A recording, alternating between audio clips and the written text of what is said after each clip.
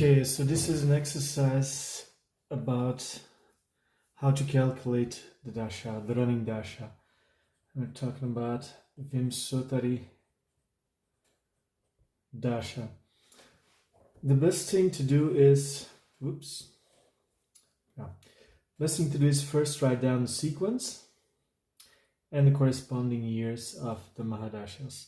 So we first start with Ketu, Venus, Sun, Moon, Mars, Rahu, Jupiter, Saturn, and Mercury. Ketu is 7, Venus is 20 years, Sun is 6, Moon is 10, Mars 7, Rahu is 18, Jupiter 16, Saturn 19, and Mercury is 17. So let's visualize what we have to do.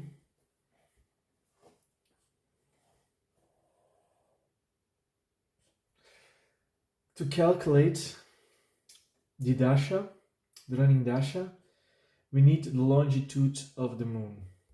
So the longitude of moon, because that will give us the nakshatra of the moon.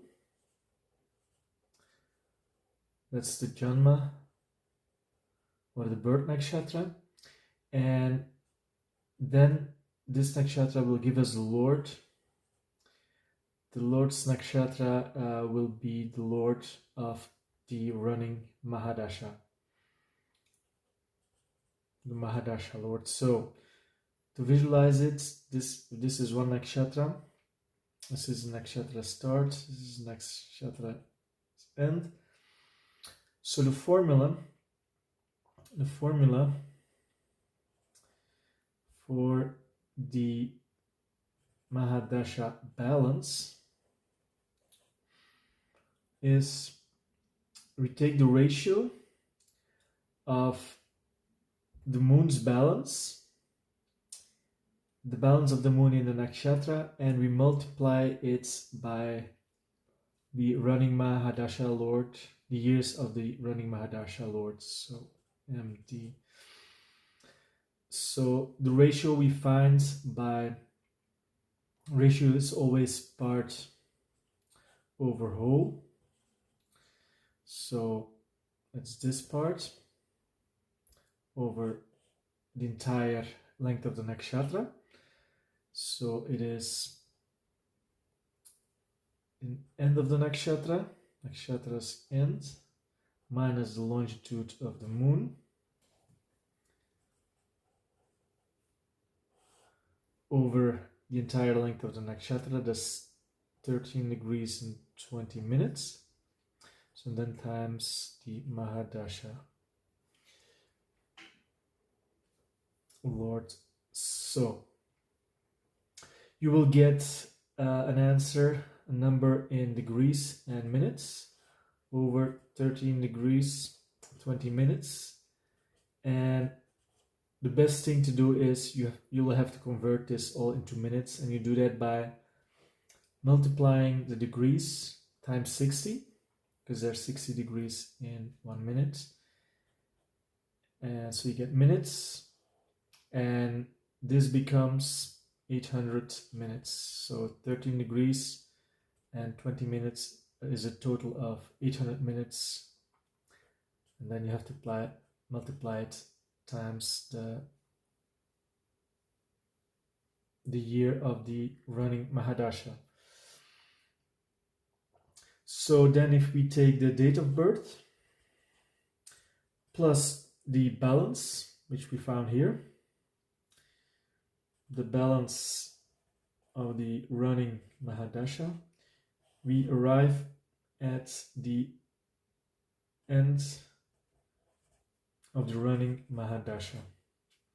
And this is important because with this year, this date here, we can find the following or the consecutive Mahadasha years. For example, if let's say the running Mahadasha was Ketu, then the only thing you have to do is For the next one, you have to add 20 to get to the end of the Venus Mahadasha, plus 6 to get to the end of the Sun, and on like that. So that's the way to calculate the Mahadasha. So for the Antardasha, we take this number, the ends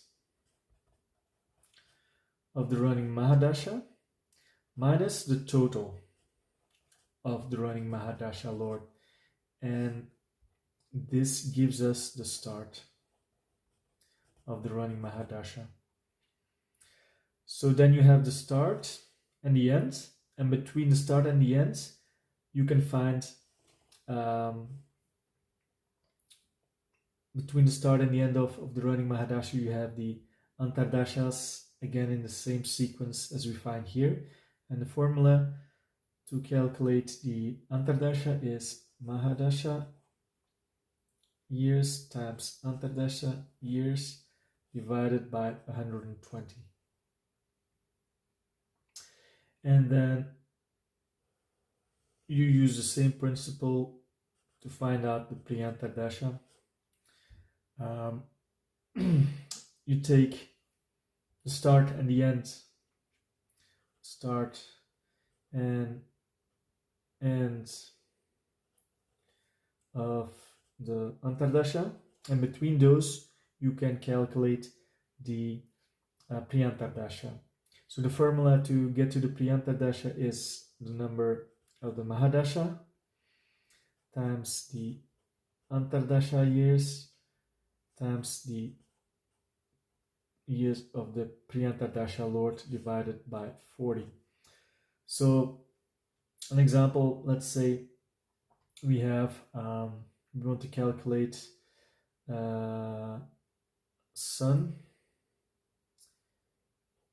Jupiter, Mercury. So this is the Mahadasha, Antardasha, Priyantardasha. Then you do this 6 times 16 times 17 divided by 40. That will give you the length of the Priyantardasha. Okay, so this is just in general the rules to calculate those things. The length of the Mahadasha, Antardasha, and Priyantardasha. I hope this can be of some benefit.